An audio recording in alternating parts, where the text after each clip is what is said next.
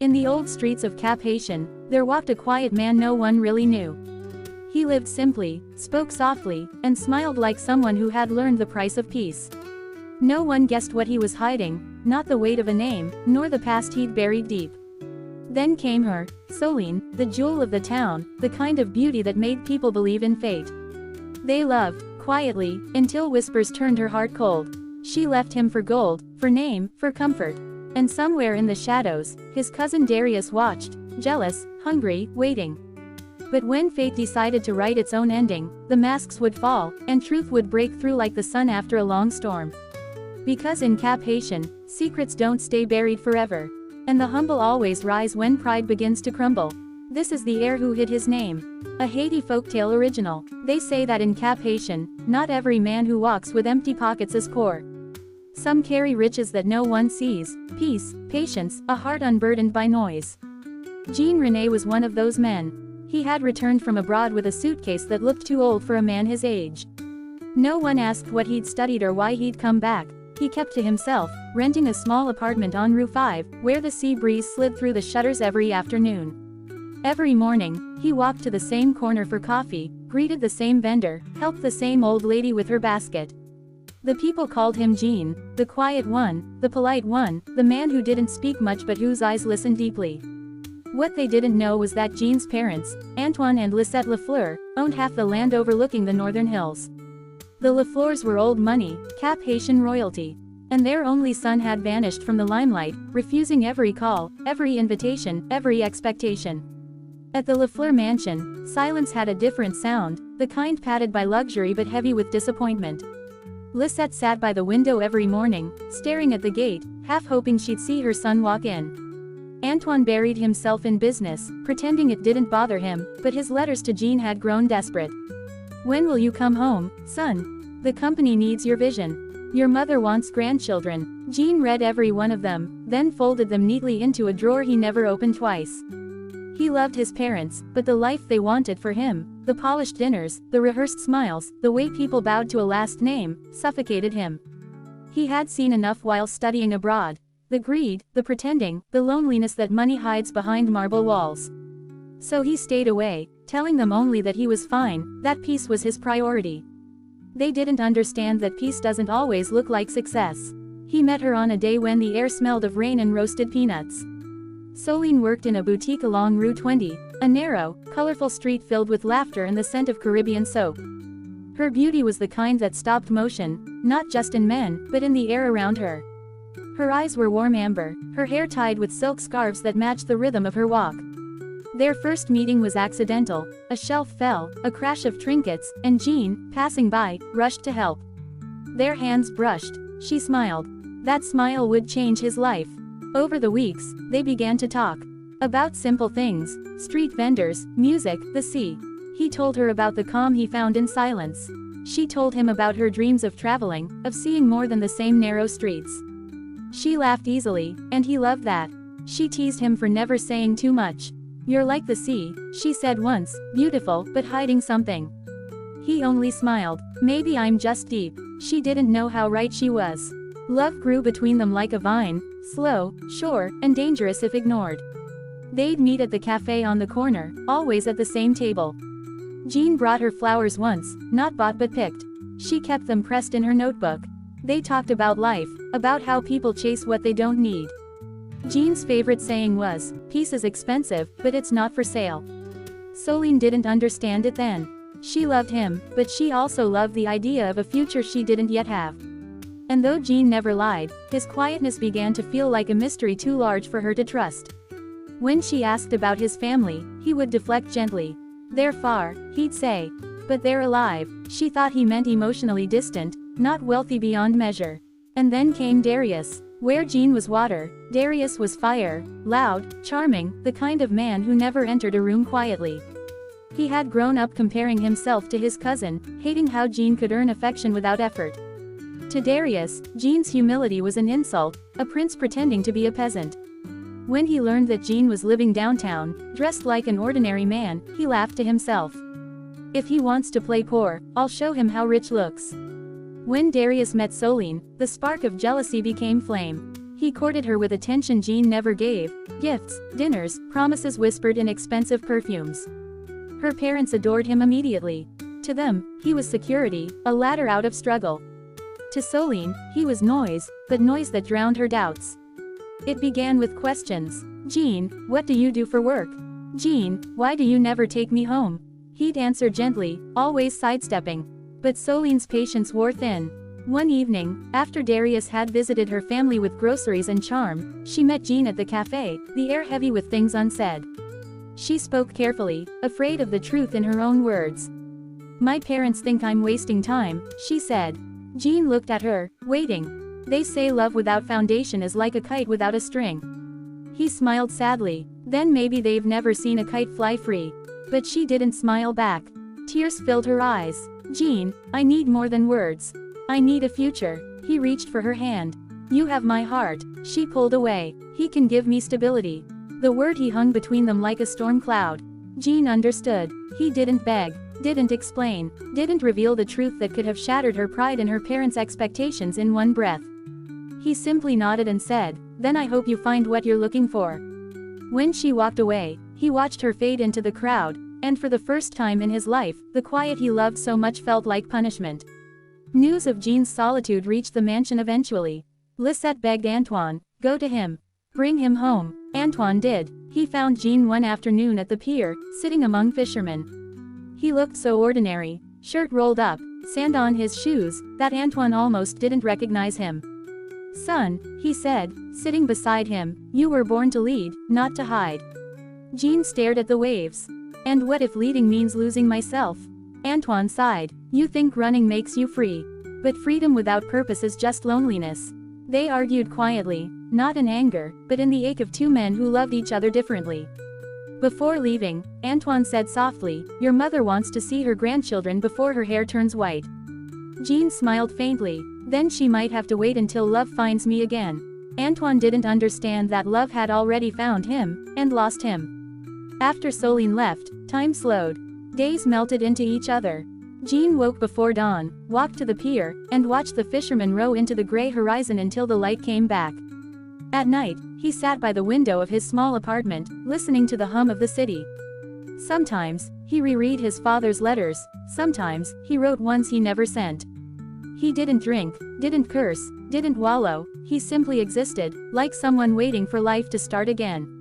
And one evening, when the world seemed to have forgotten him, life came quietly, wearing an apron and a smile. It was a modest restaurant tucked near the boulevard, Chez Maurice. The place was always warm, always smelling of spice and hope. The sign above the door was hand-painted, the laughter inside was real. Maurice worked behind the counter with her mother, serving plates of stew and grilled fish to taxi drivers, students, and anyone who walked in hungry. Her father handled the grill outside, waving smoke away with a towel and greeting everyone as mon frère. Jean first came in by chance, drawn by the smell of thyme and garlic. He ate quietly in the corner, thanked them politely, and left. The next day he came back. And the next. Maurice noticed how he always helped her father lift the heavy pots, how he wiped the table himself before leaving, how he smiled at her mother's jokes. She asked one day, are you always this quiet? Jean chuckled, only when the food is this good. She laughed, a low, genuine laugh that didn't expect a thing from him. It had been months since he'd heard laughter like that. Maurice was not like Soline. She didn't wear perfume that lingered, she smelled of kitchen smoke and hibiscus soap. Her nails were short, her hands calloused. She had the kind of beauty that grew on you, not fireworks but sunrise. They began talking in the slow way people who've been hurt learn to talk again. He told her little bits of himself, the cities he'd seen, the books he loved, the comfort of silence. She told him about her family, their struggles, their dreams. Her parents had run the restaurant for 20 years, never rich but never hungry either. One night, after closing, they sat outside on the curb, sharing a bottle of soda. Do you ever regret coming back here? She asked. Jean looked at the quiet street. No, sometimes peace looks small, but it fills more space than noise ever can. She smiled at that. You talk like someone who's lost something big. He answered softly, maybe I did. Maybe I found it again. From then on, the restaurant became more than a place to eat, it was a heartbeat. He repaired the flickering lights, repainted the walls, taught Maurice how to manage accounts better. Her parents loved him. That boy has old soul manners, her mother said. He repaired the flickering lights, repainted the walls, taught Maurice how to manage accounts better. Her parents loved him. That boy has old soul manners, her mother said. Back on the hill, the Lafleurs grew restless. Lisette sent letters every week. Greater than, are you eating well? Do you still go to church? There are young women here who would make wonderful wives. Antoine's patience was thinning. He'd expanded the shipping business, investors were waiting. We need him here, he said. I'm not getting younger. They didn't know that their son was serving stew by the boulevard, laughing again, finding himself in the smell of food and the warmth of honest work. Sometimes Jean thought of telling them, of bringing them to Chez Maurice, of showing them that joy could exist outside marble walls. But he stayed silent. He wanted them to see results, not promises. Months later, Cap-Haïtien buzzed with gossip. Darius Lafleur was back in town, flashing wealth and arrogance like carnival confetti. And with him, Soline, now wearing jewelry that whispered his name. She saw Jean once, from the window of a passing car. He was laughing with a group of children outside Chez Maurice. The sight made her stomach twist, not from regret, but from confusion. He looked happy. She told herself it was nothing. But that night, she dreamed of coffee at the old café, of the way he had looked at her without wanting anything in return. Jean's parents came to see him again. This time, Lisette arrived without warning, stepping out of a black car that looked foreign among the rusted taxis of the boulevard. She found him stacking crates behind the restaurant. Jean René, she gasped, hands to her mouth. What are you doing here? He turned slowly, wiping sweat from his forehead. Working, Mama, working, she repeated. You are the heir too. Mama, he interrupted gently, I'm still your son. Titles didn't change that. She looked around, the peeling paint, the smell of oil, the laughter inside, and shook her head. This is not your world. He smiled. Maybe it's the only world that ever felt real. When Antoine came later that evening, he spoke more quietly but his words cut deeper. Son, you can't hide forever. The board is waiting. We want grandchildren. Your mother prays for you every night. Jean listened. Then he said, tell her her prayers are working. I've found peace. Antoine sighed. Peace won't carry the family name. Jean answered, then maybe the name should learn to carry peace. They left disappointed, not understanding that their son's rebellion wasn't against them, it was against the emptiness of a life that looked perfect from the outside. Business at Chez Maurice began to grow. Word spread that the little restaurant by the boulevard had the best stew in the city. Tourists came, then journalists, then local officials. Maurice managed it all with grace. She worked tirelessly, often past midnight, refusing to let success change her warmth. One evening, as they cleaned up, she looked at Jean. I don't know what your story is, she said softly, but you carry it like a man who's forgiven himself.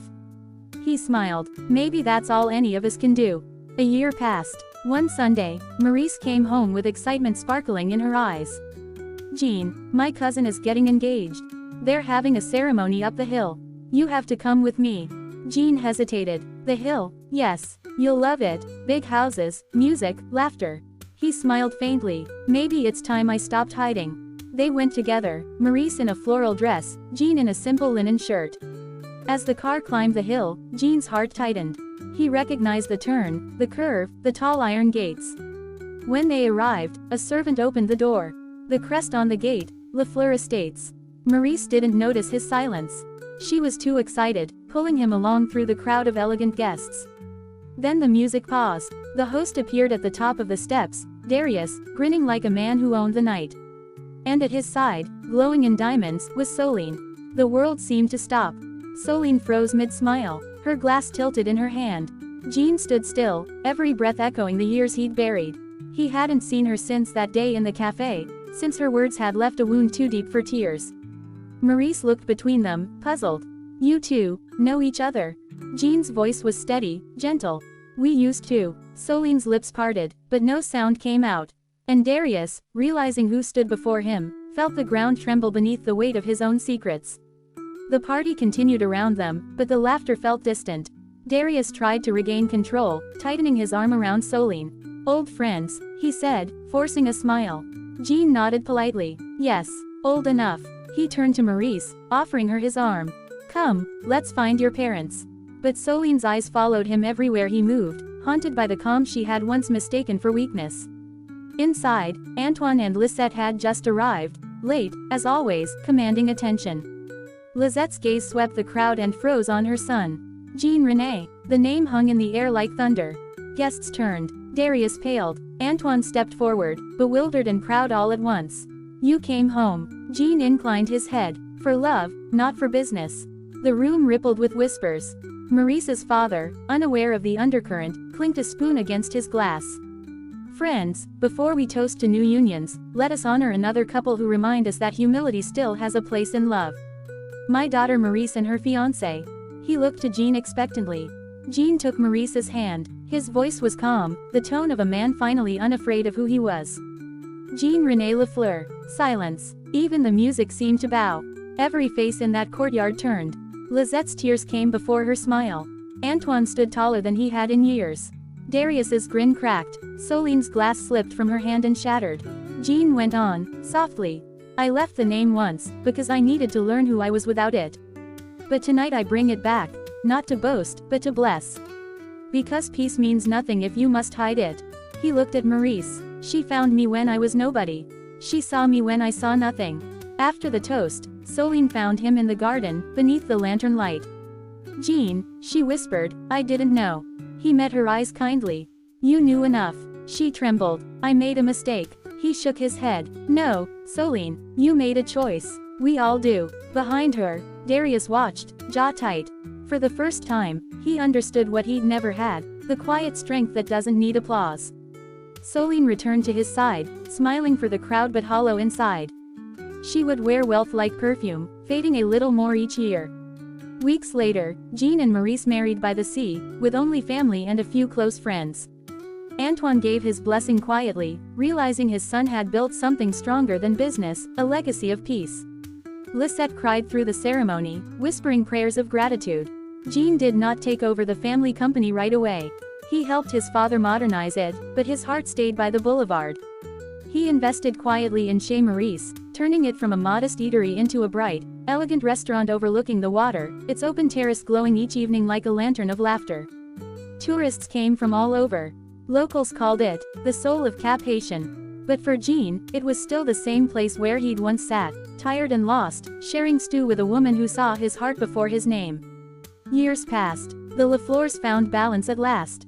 Antoine retired, watching proudly as his son handled business with humility and fairness.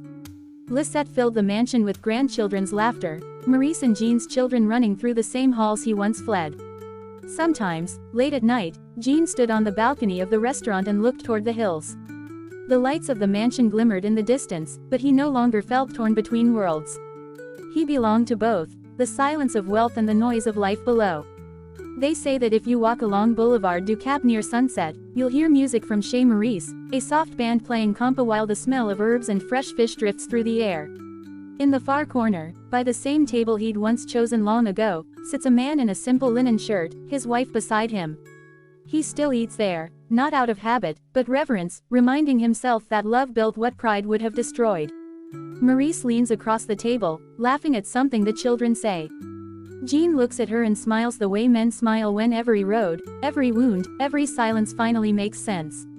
Outside, the sea murmurs against the boulevard wall. Inside, candles flicker on polished wood. And as night settles over Cap-Haïtien, the quiet one who once hid his name bows his head, not in shame, but in peace. Under the soft Caribbean moonlight, Jean closes his eyes. Maurice's hand finds his. And everything is still. Subscribe to Haiti Folktale for more stories of magic, love, and mystery from the heart of the Caribbean.